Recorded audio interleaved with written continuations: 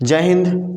आज हम बात करते हैं क्लास 12th की बायोलॉजी। नए टॉपिक के साथ हम बात करेंगे जिसका नाम है पुनर्योगत डीएनए प्रौद्योगिकी के प्रक्रम, process of recombinant DNA technology. इसके बारे में आप अच्छे तरीके से पढ़ेंगे, ध्यान दीजिएगा। यहाँ पे process of recombinant DNA technology मतलब कि अभी हम बात करते हैं रिकम्बिनेंट डीएनए क्या है। जरा आप ध्यान दीजिएगा कि यहाँ पे रिकम्बिनेंट डीएनए क्या है, इसके बारे में हम बात करेंगे, तब फिर हम आगे चलेंगे। चलो, पुनर्योगज डीएनए, रिकम्बिनेंट डीएनए को हम क्या बोलते हैं? पुनर्योगज डीएनए। ठीक, तो पुनर्योगज डीएनए होता क्या है? जैसे मान लीजिए यहाँ पर क्या है, मान लीजिए यहाँ पे दो प्लांट हो गया। एक प्लांट क्या है? ये है, ठीक, और एक प्लांट क्या है? ये प्लांट, ये प्लांट। अब दोनों जो प्लांट हैं ये डिफरेंट प्रजाति के हैं, भिन्न प्रजाति के हैं।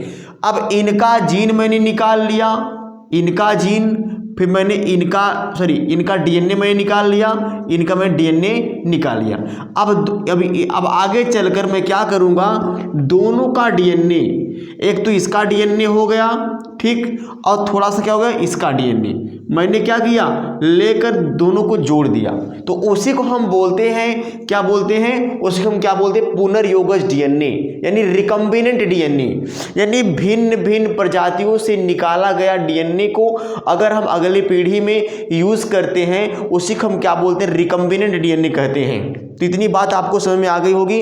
तो यही क्या है, डीएनए जैव प्रौद्योगिकी के जो प्रक्रम होते हैं उनको करने के लिए पुनर्योगत डीएनए की आवश्यकता पड़ती है। तो ध्यान दीजिएगा। अब यहाँ पे जो आप पढ़ रहे हैं पुनर्योगत डीएनए प्रौद्योगिकी जो प्रक्रम है वो खास करके अब यहाँ जो इंसान है, इंसान के अंदर डीएनए कैसे निकाला गया इसके बारे में आप अध्ययन करोगे। जैसे ध्यान दीजिएगा, पुनर्योगत डीएनए प्रौद्योगिकी चरण विशिष्ट अनुक्रम में सम्मिलित, जैसे डीएनए का विलगन। आप जानते हैं कि अगर अब यहाँ पे डीएनए का विलगन, डीएनए का विलगन, पहली बात विलगन, ठीक, और दूसरा क्या है? डीएनए का खंडन, ठीक है, डीएनए का खंडन। हालांकि विलगन और खंडन क्या होता है? ये विलगन होगा तभी खंडन होता है। तो डीएनए का विलगन, डीएनए का खंडन या डीएनए खंड का संवाहक से संबंध है। डीएनए खंड का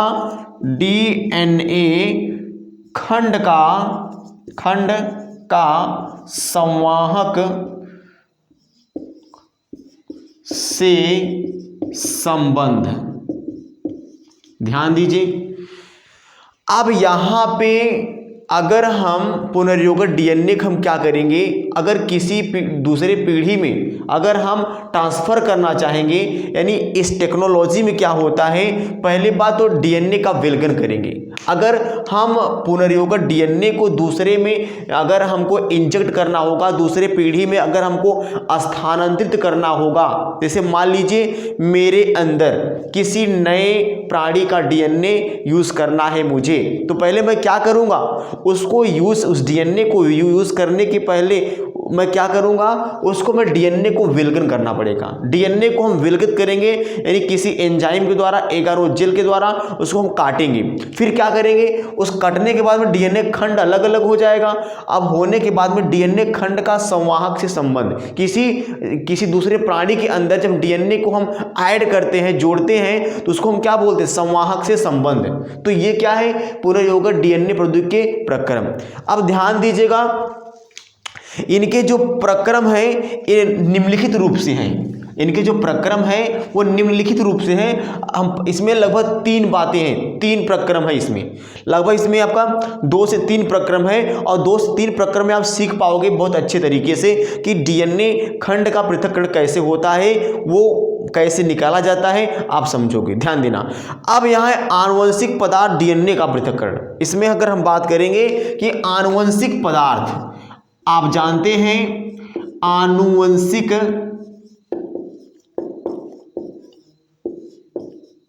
पदार्थ डीएनए का पृथक्करण। ठीक है, आनुवंशिक पदार्थ डीएनए, ये जेनेटिक मटेरियल हमारे एक पीढ़ी से अगली पीढ़ी में लक्षण को लेके जाना, प्रसारण करना, वही आनुवंशिकता कहलाता है। लेकिन वो आनुवंशिकता का नियम किस पे लागू होता है? डीएनए के ऊपर लागू होता है। डीएनए ना होता, आरएनए ना होता तो अगली पीढ़ी का विकास ना होता। तो वही क्या है, हम आनुवंशिक पदार्थ, अगर हमारे अंदर डीएनए है, होता है, बिल्कुल होता है, अगर अपने डीएनए को हम अलग करना चाहेंगे तो उसके हम पृथक्करण करना चाहेंगे तो क्या सिम्टम होंगे, क्या साधन होंगे, इसके बारे में ध्यान दीजिएगा। पहली बात तो आप जानते हैं कि जो न्यूक्लिक अम्ल है, आप जानते हैं जो डीएनए है, डीएनए एक क्या है? न्यूक्लिक अम्ल है। न्यूक्लिक अम्ल, DNA is a nucleic acid है, न्यूक्लिक अम्ल है। तो न्यूक्लिक अम्ल क्यों बोला गया? क्योंकि ये न्यूक्लियस में, ये कोशिका के केंद्रक में पाया जाता है, इसको क्या हम बोलते हैं? न्यूक्लियस। तो न्यूक्लियस में जो एसिड होता है उसको हम बोलते हैं न्यूक्लिक एसिड। तो यहाँ पर जो डीएनए है एक प्रकार का न्यूक्लिक एसिड है। तो ध्यान दीजिएगा, डीएनए को हम कैसे निकालेंगे इसके बारे में आप सीख पा रहे हैं। कैसे हम अलग करेंगे अपने डीएनए को, हम कैसे अलग करेंगे प्रयोगशाला में, ध्यान दीजिएगा। पहली बात तो आप जानते हैं डीएनए का फुल फॉर्म क्या होता है? Deoxyribonucleic acid. ध्यान दीजिएगा। अब होता क्या है कि डीएनए को निकालने से पहले आप जानते हैं एगारोज जेल, आपने नाम सुना होगा, एगारोज जेल बहुत ही महत्वपूर्ण होता है। बिना एगारोज जेल के किसी भी डीएनए खंड को हम काट नहीं सकते हैं। ठीक है, अब ध्यान दीजिएगा, होता क्या है, आप जानते हो डीएनए होती है, डीएनए झिल्लियों से घिरी होती है। मान लीजिए कोई डीएनए है, ठीक है, अब यहाँ पे कोई डीएनए का धागा है, या हम कह सकते हैं कि इस प्रकार से डीएनए है। ठीक है, अगर मान लीजिए इस प्रकार के डीएनए है तो इस डीएनए के ऊपर क्या होता है? पतली सी झिल्ली होती है, प्रोटीन की होती है। ठीक है, अब ध्यान देना आप अच्छे से।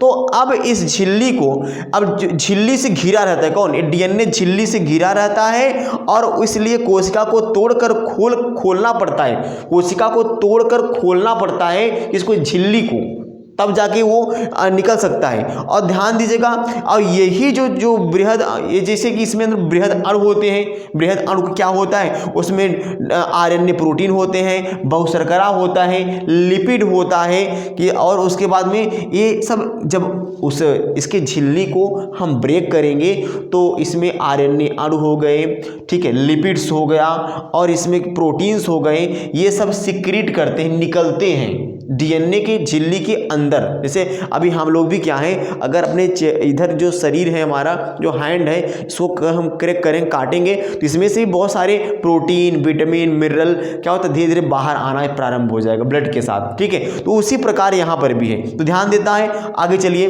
ध्यान दीजिए आप थोड़ा सा।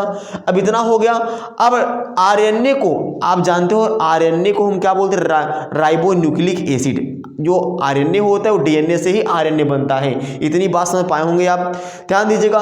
लेकिन अब क्या होता है कि जब हम क्या करते हैं, किसी डीएनए को, किसी आरएनए को हम क्या करते हैं? पृथक्करण करते हैं। उसको हम क्या करते हैं? पहले हम उसकी वाल्व को, दीवार को तोड़ेंगे, ब्रेक करेंगे। तो तोड़ने के बाद में उसे हम क्या करते हैं? एथेनॉल के विलयन में धोते हैं, धुल देते हैं, वाश करते हैं। तो ध्यान दीजिएगा कि अब आरएनए को राइबोन्यूक्लियेज से उपचारित करने के बाद, इसको राइबोन्यूक्लियेज आरएनए से उपचारित करते हैं, रिएक्शन करवाते हैं, मिक्स करते हैं, अलग कर सकते हैं। ठंडा एथेनॉल मिलाने से शोधित डीएनए अवक्षेपित हो जाता है। मतलब अगर इसमें हम ठंडा एथेनॉल मिला देंगे, CH3COOH अगर हम मिलाएंगे तो क्या होता है? ये अवक्षेपित हो जाएगा, यानी ऊपर आ जाएगा, अवक्षेपित उसे बोलते हैं। ठीक है, अवक्षेपित हो जाता है। इसे निलंबन में महीन धागों के समूह के रूप में देखा जा सकता है। जब ये आके अवक्षेपित हो जाएगा,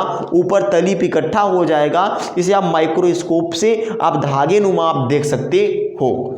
अब जब आप इतनी तो आप बात किए भी पृथक्करण पूरा नहीं हुआ है, अब आनुवंशिक पदार्थ पृथक्करण पूरा नहीं हुआ है। अब ध्यान दीजिएगा, जब आपने उसे क्या किया, डीएनए को निकाल लिया, तो डीएनए को निकालने के बाद आप क्या करोगे, उसको काटोगे, पृथक्करण करोगे, काटोगे। अभी तो आपने सीखा पृथक्करण कैसे में डीएनए को निकाला, यानी आप हमारे शरीर के अंदर से उसके न्यूक्लिक एसिड से यानी न्यूक्लियस से डीएनए को निकालते हैं। उसके जो लेयर झिल्लियां होती हैं, जैसे मान लीजिए ये क्या है, मार्कर, तो मार्कर के ऊपर भी झिल्ली है, ठीक है। इसको झिल्ली को ब्रेक करोगे तो बहुत सारे शर्करा, प्रोटीन, विटामिन यहाँ से रिलीज करते हैं, निकलते हैं। तो इतनी बात आप समझे, तो उसको हम क्या बोलेंगे, डीएनए का पृथक्करण। जब डीएनए को निकाल लिया गया, पृथक्करण कर दिया गया, तो होता क्या है, डीएनए को विशिष्ट स्थलों पर काटना।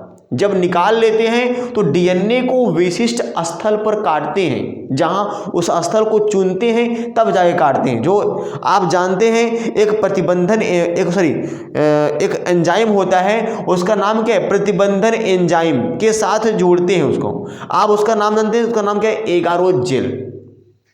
तो इसे हम क्या करते हैं कि जब शोधित डीएनए अणुओं को प्रतिबंधन एंजाइम के साथ उनकी इष्टतम परिस्थितियों में रखने पर प्रतिबंधन एंजाइम द्वारा पाचन संपन्न होता है।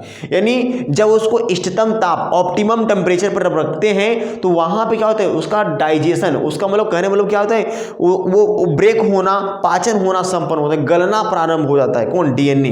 तो इतने होने के बाद में हम क्या करेंगे, एगारोज जेल विद्युत का संचलन प्रतिबंधन एंजाइम पाचन को निलंबित करने के काम में आता है। मतलब कि जो एगारोज जेल होता है, कौन सा, एगारोज जेल, एगारोज जेल से हम क्या कहते हैं, इलेक्ट्रोफोरेसिस कराते हैं। मैं आपको बताया था एक मशीन होती है, उसका नाम क्या है, जेल विद्युत का संचलन, यानी इलेक्ट्रोफोरेसिस कराते हैं। तो एगारोज उसमें डालना पड़ जाएगा। तो एगारोज क्या करेगा ना, विशिष्ट जगहों को चुनेगा। मैं आपको बताया था ना कि मलयालम, तो मलयालम को उल्टा मलयालम ही पढ़ोगे। तो इस प्रकार से मैं आपको बताया था कि GAATTC, और फिर बताया था मैं GCAATGC, ऐसे कुछ मैं आपको बताया था। आप ध्यान में उसको लीजिएगा, आप उसको पढ़िएगा, ठीक है, तो आपको अच्छे से समझ में आ जाएगा। तो ध्यान दीजिएगा। अब इतना होने के बाद में हम क्या करते हैं, अब जो हम इलेक्ट्रोफोरेसिस कराते हैं उसमें हम एगारोज जेल लेते हैं। एगारोज जेल लेने के बाद में उसे हम डीएनए, एक ऋणात्मक आवेशित अणु है, जो डीएनए होता है एक ऋणात्मक आवेशित अणु है, तो ये क्या करता है, ये इलेक्ट्रॉन की तरफ मूवमेंट करेगा ना, इलेक्ट्रॉन का काम करेगा ना, नेगेटिव काम करेगा ना, ध्यान दीजिएगा। तो क्या होता है, और इस कारण से यह धनात्मक इलेक्ट्रोड की ओर गति करता हुआ चला जाएगा। ये इसके ऊपर नेगेटिव का चार्ज होता है, ये पॉजिटिव की चार्ज की तरफ क्या होता है, मूवमेंट करता है, घूमता है, मूव करता है। इलेक्ट्रोफोरेसिस जो मशीन था, ये मशीन है, ये प्लस का चार्ज है, ये माइनस का। जब यहाँ पे क्या होता है, डीएनए को, यहाँ पे बहुत सारी पट्टियाँ होती हैं, डीएनए को यहाँ रखा गया और इलेक्ट्रिक करंट दिया गया, तो क्या होता है, अब जो इसके जो डीएनए होते हैं वो मूवमेंट करते करते आके यहाँ पे धनायन यानी पॉजिटिव चार्ज तरफ पहुँचते हैं। क्यों, ये ऋणात्मक होते, डीएनए ऋणात्मक होते हैं तो धनात्मक तरफ मूव करेंगे, वो जाएंगे, बिल्कुल जाएंगे। तो इतना होने के बाद में यह प्रक्रम संवाहक डीएनए के साथ भी दोहराया जाता है, बार बार दोहराया जाता है, प्रक्रिया होती रहती है। फिर होने के बाद में डीएनए व संवाहक डीएनए को भी विशिष्ट प्रतिबंधन एंजाइम द्वारा काटे जाने के बाद स्रोत डीएनए से कटा हुआ उपयोगी जीन उसकी खाली जगह के साथ संवाहक आपस में लाइगेज द्वारा जोड़ दिए जाते हैं। एगारोज जेल ये डीएनए को काटता है और लाइगेज एंजाइम जोड़ता है। जैसे कि मान लीजिए, आपको मैं बता रहा हूं, जैसे कि यहां पे एक डीएनए है, एक डीएनए का धागा है। अब इसमें डबल बॉन्ड है, ट्रिपल बॉन्ड है, डबल बॉन्ड है, ट्रिपल बॉन्ड है, डबल बॉन्ड है, ट्रिपल बॉन्ड है। तो इधर से क्या जाएगा, एंजाइम जाएगा। क्या नाम है, एगारोज जेल। ये एगारोज जेल इधर से एंजाइम काटेगा, जब ये कटेगा तो बताओ इस तरह से हो जाएगा, ये इस तरह से हो जाएगा, ऐसा हो जाएगा, ऐसा हो जाएगा, इधर से ये कटता चला जाएगा और ऐसा होता चला जाएगा, इस प्रकार से ऐसा होता चला जाएगा, ऐसा। और इसके जो समझार हैं वो खिंचते हुए चले जाएंगे। तो अब ध्यान देना, अब इधर से सिंगल हो रहा है 5 incline to 3 incline, 5 incline to 3 incline, ऐसा है। अब इधर से ब्रेक हो रहा है, इधर से फिर नया नया अब इधर से ब्रेक होगा, पीछे से बनता हुआ चलाएगा, फिर क्या ऊपर से क्या होगा, पॉलीमरेज एंजाइम, पॉलीमरेज एंजाइम छोटे छोटे खंडों को ऐड करेगा। कौन? Polymerase enzyme. अब यहाँ पे पॉलीमरेज एंजाइम यानी लाइगेज एंजाइम क्या करता है, छोटे छोटे स्मॉल पीस ऑफ पार्टिकल उसको ऐड करेगा और ऐड करने के बाद में आगे चलकर फिर से नया डीएनए निर्माण कर लेता है। तो इस प्रकार से आगे चलकर क्या होता है, यहाँ पे क्या होता है, 2 डीएनए का निर्माण हो जाता है यहाँ पे, ठीक है, double bond, triple bond, double bond, इस प्रकार से नए डीएनए का निर्माण होता है। तो ये चीज़ क्या है, आपका एगारोथ जेल के द्वारा हुआ। तो अब इसके द्वारा क्या होता है, जिसे आप बोलते हैं छलनी प्रभाव, ठीक है। तो आज के लिए इतना ही, फिर और जो इसमें एक आध 2 हेडिंग और है, इसके साथ आपका ये चैप्टर फिनिश हो जाएगा। बाकी फिर मतलब कि आपकी जो बायोलॉजी है ये चैप्टर में ख़त्म कर दिया। अगला चैप्टर एक तो छोटा सा और है, उसके बाद आपका जो इस बार यूपी बोर्ड का 2022 का जो आपका मैटर है वो तो ख़त्म हो जाएगा।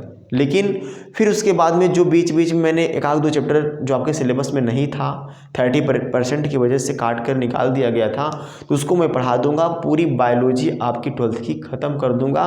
उसके बाद में फिर 11th की बायोलॉजी स्टार्ट करूंगा, क्योंकि 11th का नहीं पढ़ाऊंगा तो आपके सामने बी फार्मा का पेपर है, UPSEE का पेपर है, तो प्रॉब्लम होने के चांसेस रहेंगे। इसलिए आप कोई भी कॉम्पिटिटिव एग्ज़ाम से BSc हुआ या MSc हुआ, बहुत सारे एग्ज़ाम ऐसे होते हैं कि जो छोटे मोटे कॉम्पिटिटिव एग्ज़ाम में आप क्वालिफाई कर सकते हैं। तो आज के लिए इतना ही, धन्यवाद, जय हिंद।